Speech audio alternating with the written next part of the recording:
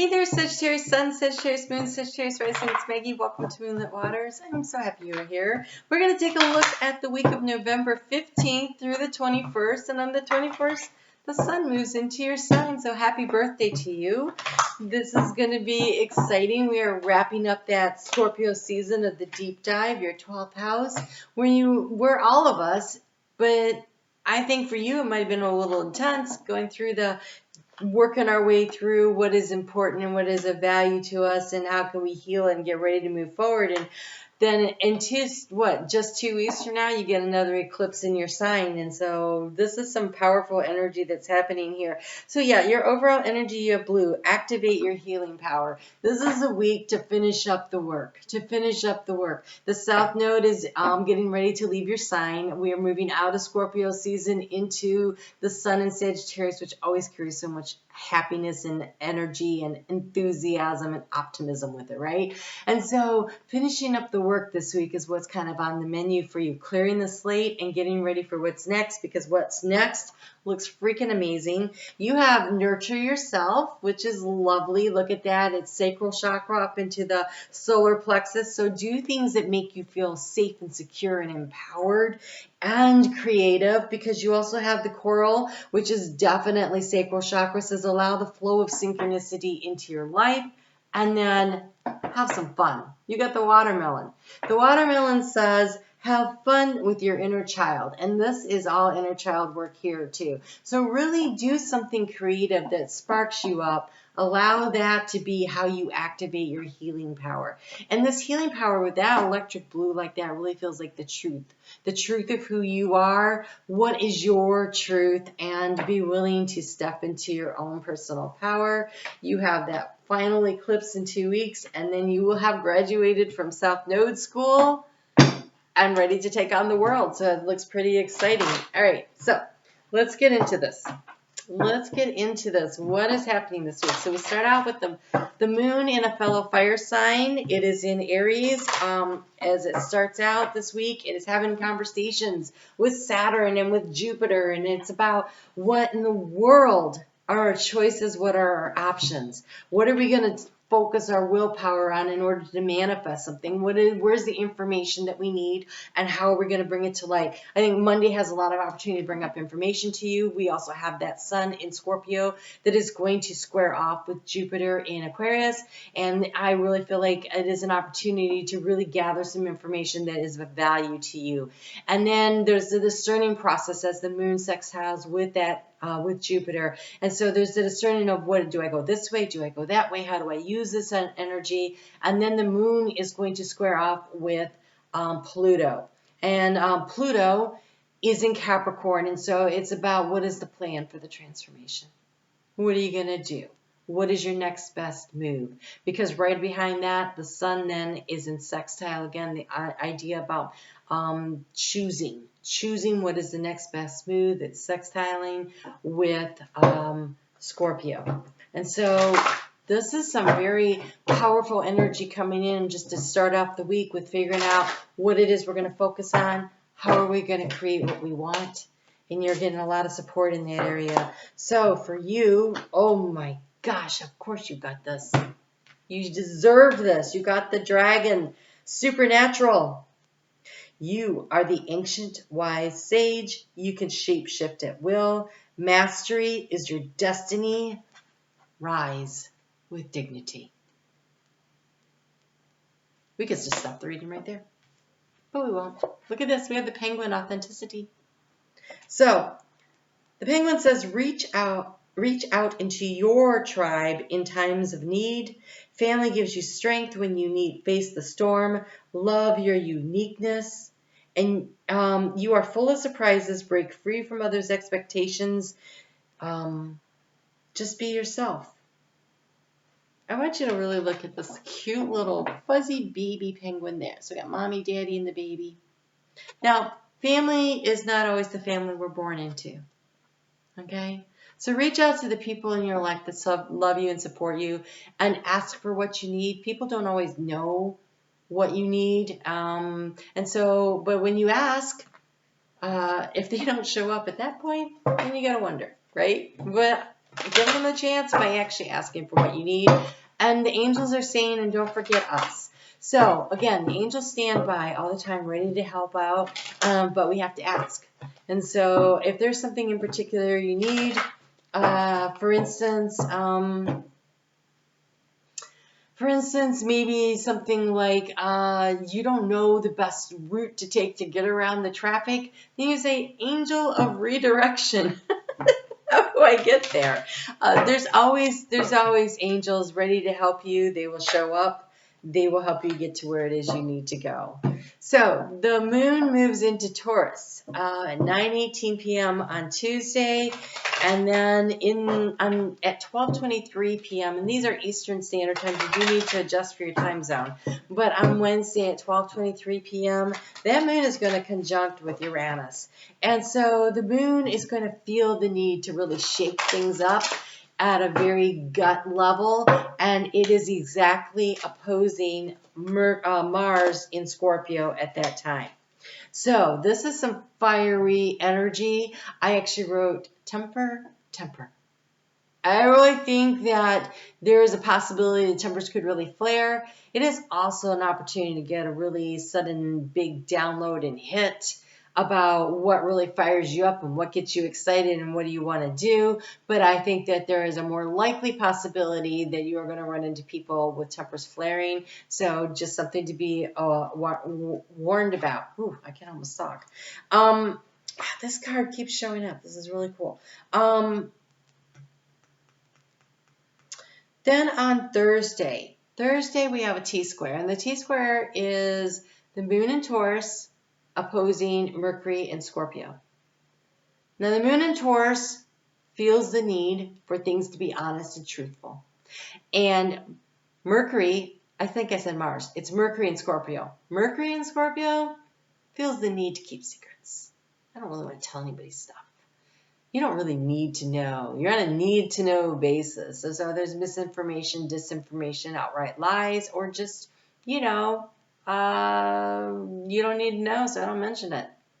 But when you have this opposition, something's going to give, and there is a T-square. It's the outlet point. The outlet point is Jupiter, and Jupiter likes to expand, and it's up there in Aquarius in an air sign, and so it's almost like a microphone, a megaphone. And so I feel like it's going to be brought up and discussed widely. So take a look around and see what you see that shows up. But on a very personal level, for you, it could be the opportunity to look in and say, this is who I am authentically. This is who I am, and I'm not afraid to admit anymore. I'm going to rise. So for some of you, it's going to be transformative energy that's really positive and it moves you forward. But take a look around what's going on in the area around you out in the world and just see what shows up that day. It's always interesting when you see things pop up and you're like, ooh, that's the astrology. So, oh, wow, this is great. Okay, so that on Friday morning, really early, we have Venus. Venus is in Capricorn, and she is going to trine. Again, that really nice flow of energy with Uranus and Taurus. Venus is going to spend 4 months in Capricorn trying to devise a plan of the next steps that we all want to take toward what is of value to each individual personally. And I think collectively, because she's going to encounter a lot of the big guys on her way through. So I think this is a plan about what is important to you personally and collectively. And so it's I think that's why she's taking so much time there. So she's going to be having this conversation, and then about 2 hours later at 3:57 a.m., we have that full moon eclipse. It is at 27 degrees and 14 minutes of Taurus. So it's nearing the end of the cycle there. And this energy is really going to be spreading out.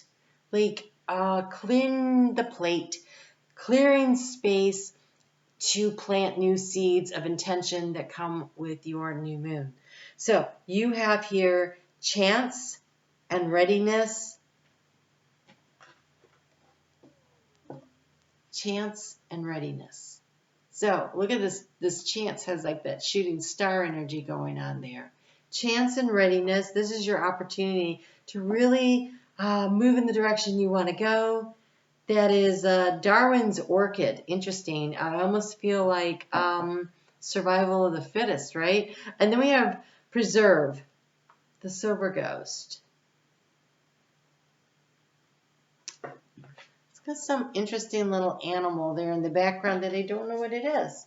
And it feels really important. Look at these ears on this thing. It's like its antennas are up. Its intuition is really heightened. And then we have the rock with storms. And so the rock says endurance and the storm says cleansing. And honestly, when the South Node is in your sign, as it has been the last 18 months, that is a series of storms that were meant to cleanse you. And a full moon eclipse is about cleansing energy, of releasing and letting go. And here you are, looking very healthy and strong in spite of it all. You are the rock in your own life, which is beautiful. So, but don't forget that you have friends you can rely on, they're saying. Okay, I will preserve through self-care. Is it persevere? Doesn't look like persevere.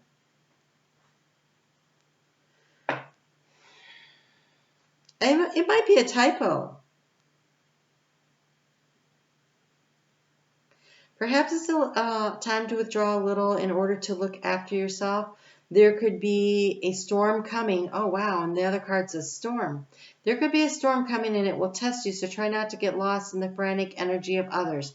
Quiet and focused time alone will bring enlightenment, especially in the form of meditation or simply doing something on your own. Be true to yourself, and particularly when seeking solutions or making plans. There will be a need to look after something, especially yourself, more carefully. Don't completely isolate yourself because you may find you miss out on what you need at the moment. Stay connected with others. The danger of losing relationships altogether is possible. Challenges are becoming, the challenge is coming completely withdrawn or adversely selfish. So again, make sure you stay connected to your inner circle here. So that is a silver ghost. Oh no, that's the plant. So is the Iranian jerboa, a hopping vegetarian rodent. It has been found in only one small population group in Iran. They have long ears and a long tail with a body length between 5 and 15 centimeters. Very interesting. That is unique, right? That is in a small community. I think that it is important that you take good care of yourself with this energy to see what it is that you really need. It looks like there's a storm coming, but I really feel that storm is just the clearing out. It is the completion of the cycle of the South Node in your sign. So I think the next couple of weeks are going to be very important, and that it feels like this cleansing is that healing energy, that healing rain coming down. So I think that'll be fine. You've made it this far.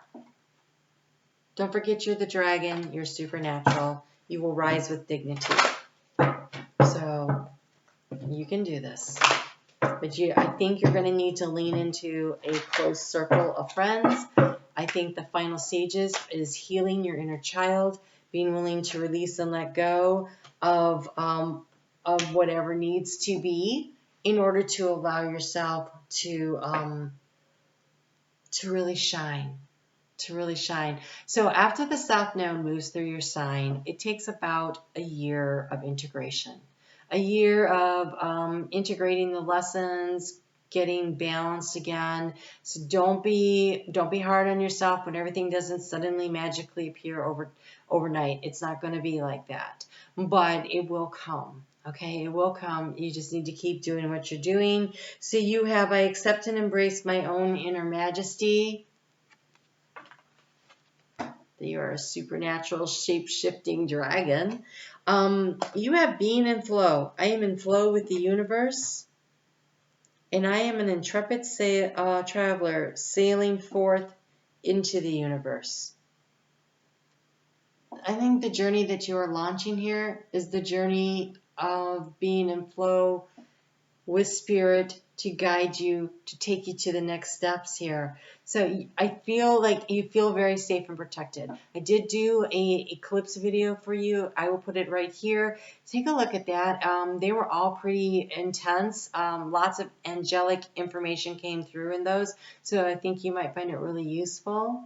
I am on Facebook at Moonlit Waters if you want daily guidance, but this looks like a time where meditation is going to be key, and remembering your own magnificence and not forgetting that you're supposed to be having fun, which is a little more difficult and a little more challenging when you're dealing with the South Node in your sign, and yet you're right there. I think it moves into Scorpio. I think it's like the 20th of January. You're really close. You can do this. All right, you guys take good care of yourselves, and I will talk to you soon. And yeah, I will link for you. All right, you guys take care.